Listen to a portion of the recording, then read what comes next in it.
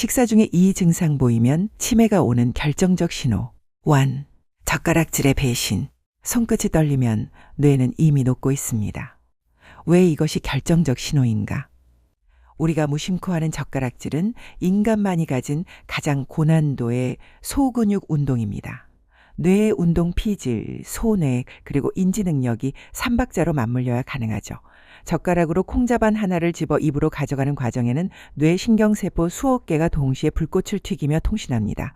그런데 젓가락질이 서툴러졌다는 것은 이 수억 개의 통신망 중 상당수가 이미 끊겼다는 증거입니다. 단순히 기운이 없어서 손이 떨리는 게 아닙니다. 뇌 중앙 통제실에서 손가락 끝으로 보내는 명령 전달 경로가 알츠하이머 독성 단백질에 의해 막혀버린 것입니다. 소름 돋는 일상의 예시. 묵 한 점을 못 집어 화가 나시나요?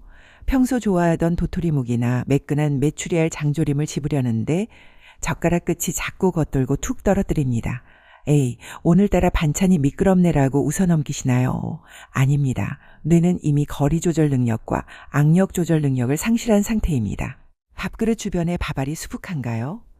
예전에는 깔끔하게 비우던 밥그릇인데 어느 날부터 식탁 바닥이나 옷 위에 밥알과 반찬 국물이 뚝뚝 떨어져 있습니다.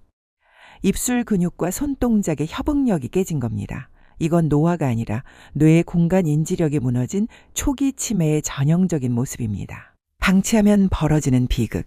이 신호를 무시하고 나이 들면 다 그렇지라고 넘기면 불과 1에서 2년 안에 단추 채우기, 신발끈 묶기 같은 일상적인 동작조차 불가능해집니다. 결국 남의 도움 없이는 밥 한 술도 못 드는 와상 환자로 가는 급행열차를 타는 셈입니다. 지금 젓가락 끝이 내 맘 같지 않다면 뇌는 이미 비명을 지르고 있는 겁니다. 2. 미각의 왜곡. 싱겁다고 소금통을 찾을 때 뇌세포는 죽어갑니다. 왜 이것이 결정적 신호인가? 사람의 오감 중 미각과 후각은 뇌의 기억 창고인 해마와 가장 가깝게 연결되어 있습니다. 치매가 시작되면 가장 먼저 망가지는 곳이 바로 이 냄새와 맛을 느끼는 부위입니다. 혀의 문제가 아닙니다. 맛을 뇌로 전달하는 신경통로가 불타버린 것이죠. 특히 짠맛을 인지하는 능력이 떨어지면 뇌는 만족감을 느끼기 위해 더 강한 자극을 원하게 됩니다. 소름 돋는 일상의 예시.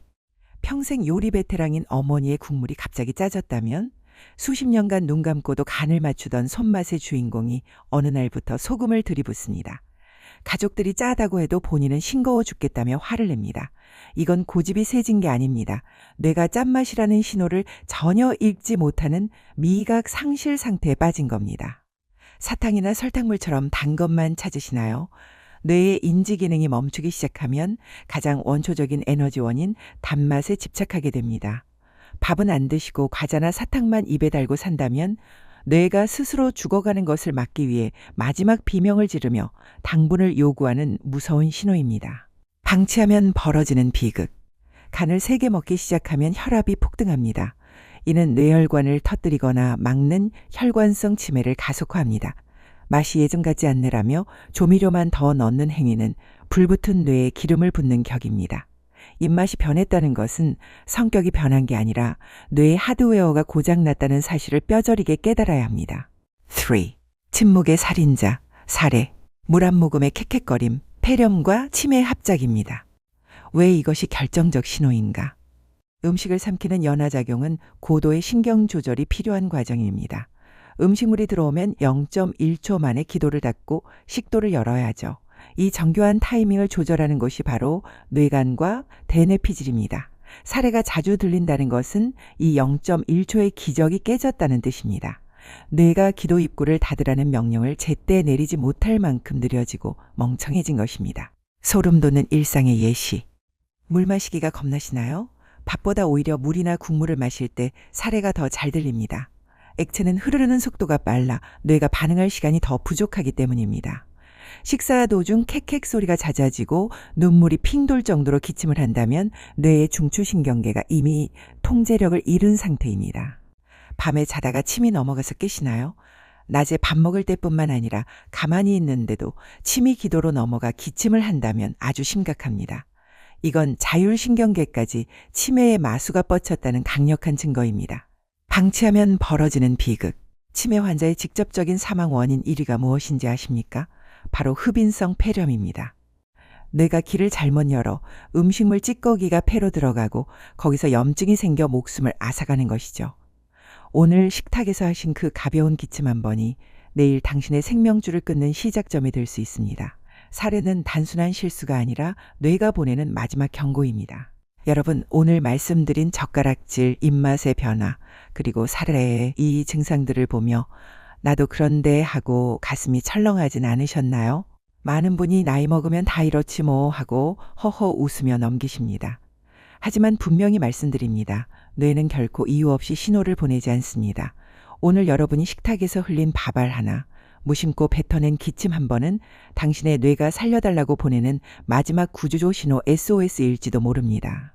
치매는 나만 아픈 병이 아닙니다.